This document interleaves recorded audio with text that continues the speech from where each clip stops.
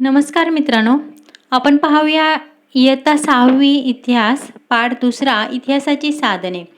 त्यामध्ये आपण भौतिक साधने, लिखित साधने, मौखिक साधने, प्राचीन भारताच्या इतिहासाची साधने तसेच इतिहास लेखनाबाबतची घ्यायची काळजी हे सर्व पाहणार आहोत. सुरुवातीला तुम्हाला सांगितले की करून पहा.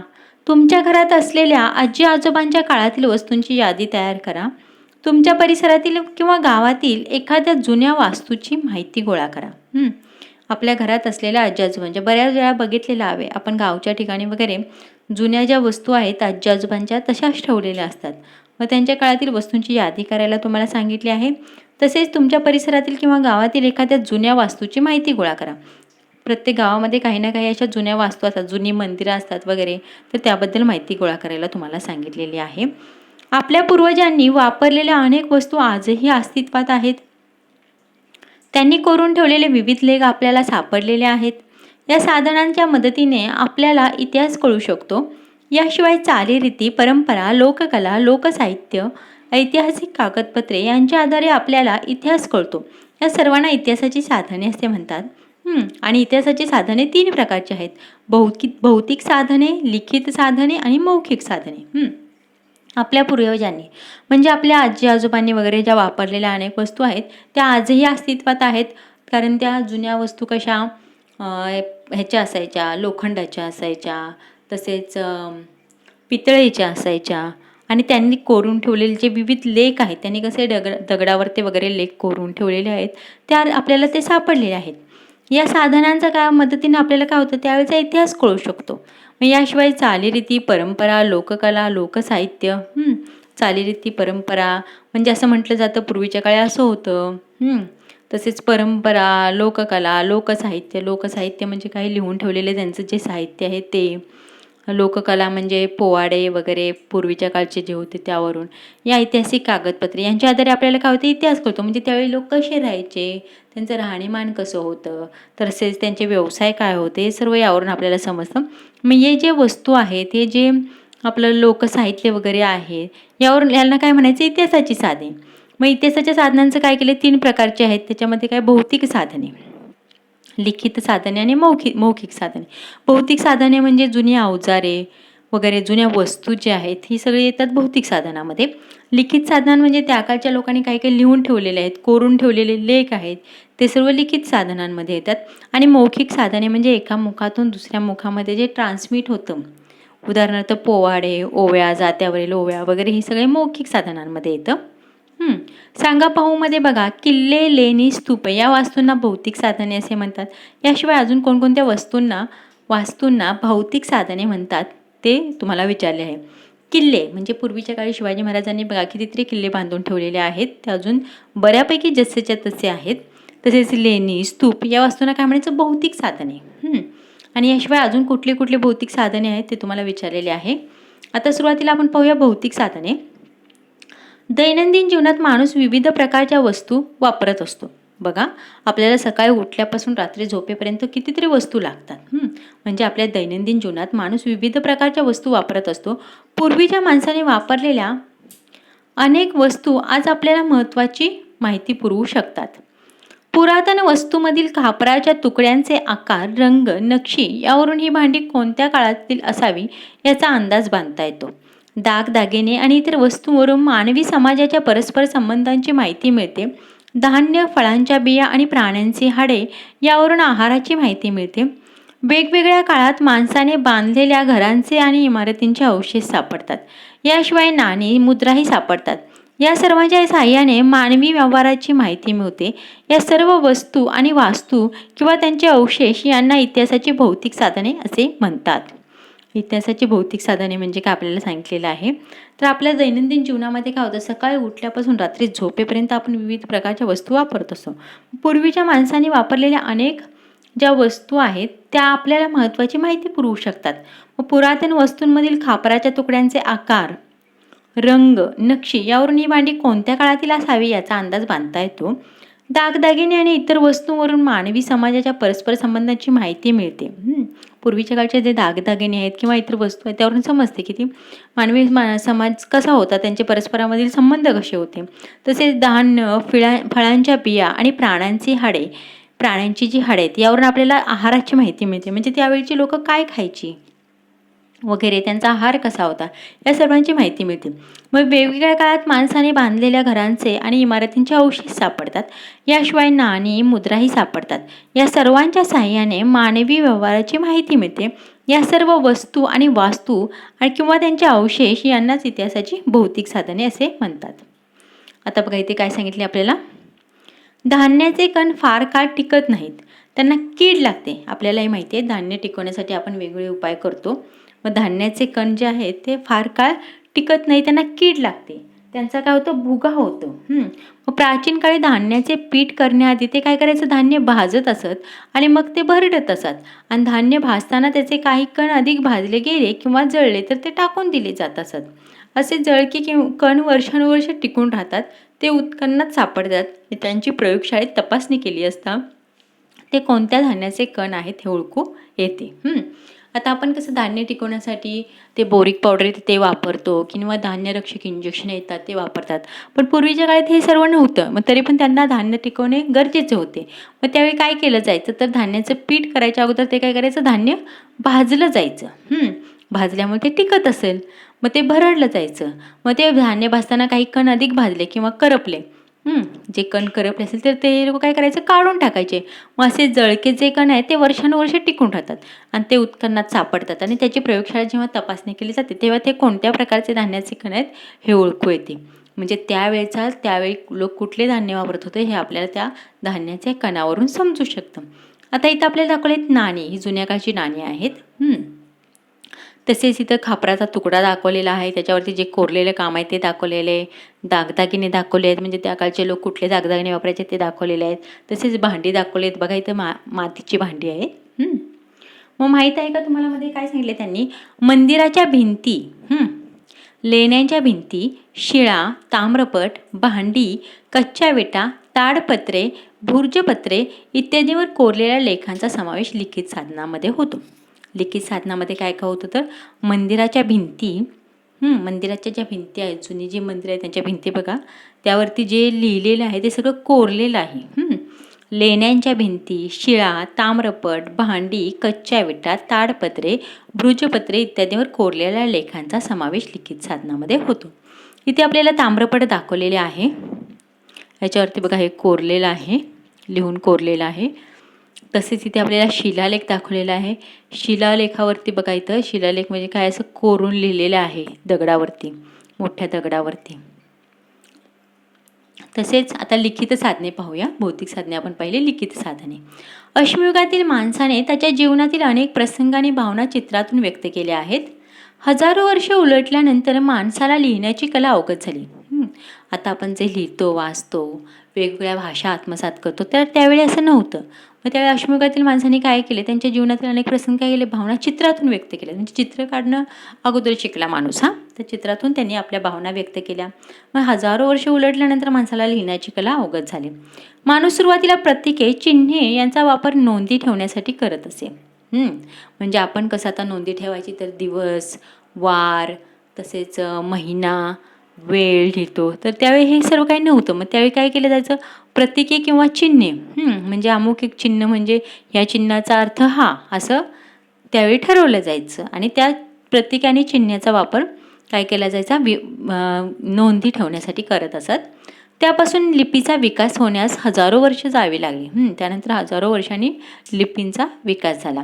सुरुवातीच्या काळात खापरे, कच्च्या विटा, झाडांच्या साली, भुजपात्रे यांसारख्या साहित्यांचा लिहिण्यासाठी उपयोग केला जाई. अशा प्रकारच्या साहित्यावरील मजकूर एखाद्या अणुकुचीदार साधनाने कोरलेला असे. अनुभव आणि ज्ञान जसे जसे वाढत गेले तसे तसे त्याने विविध पद्धतीने लेखन करण्यास सुरुवात केली.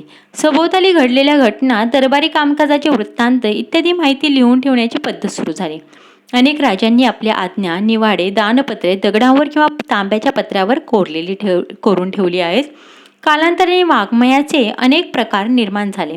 धार्मिक, सामाजिक स्वरूपाचे ग्रंथे, नाटके, काव्ये, प्रवास वर्णने तसेच शास्त्रीय विषयांवरील लेखन झाले.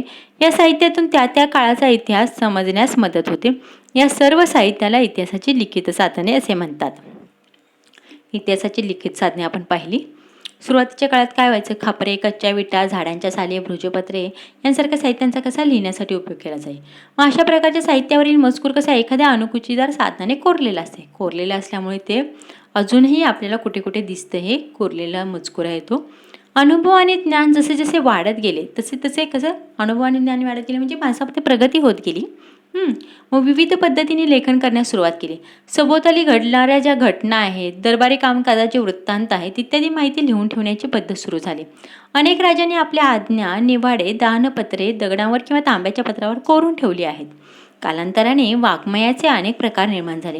धार्मिक, सामाजिक स्वरूपाचे ग्रंथ, नाटके, काव्य, प्रवासवर्णने तसेच शास्त्रीय विषयावरील लेखन झाले. या साहित्यातून त्या त्या काळचा इतिहास समजण्यास मदत होते. या सर्व साहित्याला इतिहासाची लिखित साधने असे म्हणतात. माहीत आहे का तुम्हाला मध्ये आपल्याला बघा भृजवृक्ष दाखवलेला आहे. भृजपत्र हे भृजवृक्षाच्या सालीपासून बनवले जाते. भृजपत्र जे आहे म्हणजे भृज हे एक वृक्ष, एक झाड आहे. त्याची जी साल मिळते त्या सालीपासून हे भृजपत्र बनवलं जातं. भृजवृक्ष काश्मीरमध्ये जास्त आढळतात. इथे आपल्याला दाखवले भृजवृक्ष दाखवले, भृजपत्र हे दाखवलेलं आहे. तर बघा करून पहामध्ये तुम्हाला सांगितलंय तुमच्या परिसरातील किंवा गावातील वस्तू संग्रहालयाला भेट द्या. तर तेथे कोणकोणत्या वस्तू आहेत यावर निबंध लिहा. जात्यावरच्या गाण्यांचा संग्रह करा आणि विविध लोकगीते मिळवा. त्यापैकी एक लोकगीत शाळेच्या सांस्कृतिक कार्यक्रमात सादर करायला सांगितलेलं आहे. तुमच्या परिसरातील किंवा गावातील वस्तू संग्रहालयाला भेट द्या म्हणजे तुमचा जो गावातला परिसर आहे किंवा तिथे एखादं वस्तू संग्रहालय असेल तर तिथं भेट द्यायला सांगितले. का तर तिथं जुन्या काळच्या वगैरेही वस्तू ठेवलेल्या असतात. मग तिथे कोणत्या कोणत्या वस्तू आहेत यावरती निबंध लिहायला सांगितले. तसेच जात्यावरच्या गाण्यांचा संग्रह करा. जात्यावरती ज्या ओव्या गायल्या जातात त्याचा संग्रह करायला सांगितलेला आहे. आणि विविध लोकगीते मिळवा. विविध लोकगीते माहीत आहेत ना, पोवाडे वगैरे आहेत ते मिळवायला सांगितले. त्यापैकी एक लोकगीत काय करायला सांगितले, शाळेचा तुमचा जो सांस्कृतिक कार्यक्रम असतो त्यामध्ये सादर करायला सांगितलेला आहे. आता आपण पाहूया मौखिक साधने. मौखिक साधने म्हणजे एका मुखातून दुसऱ्या मुखामध्ये जे ट्रान्सफर होतं ते मौखिक साधनामध्ये येतं. त्यामध्ये काय काय येतं बघा, ओव्या, लोकगीते, लोककथा यांसारखे साहित्य लिहून ठेवलेले नसते.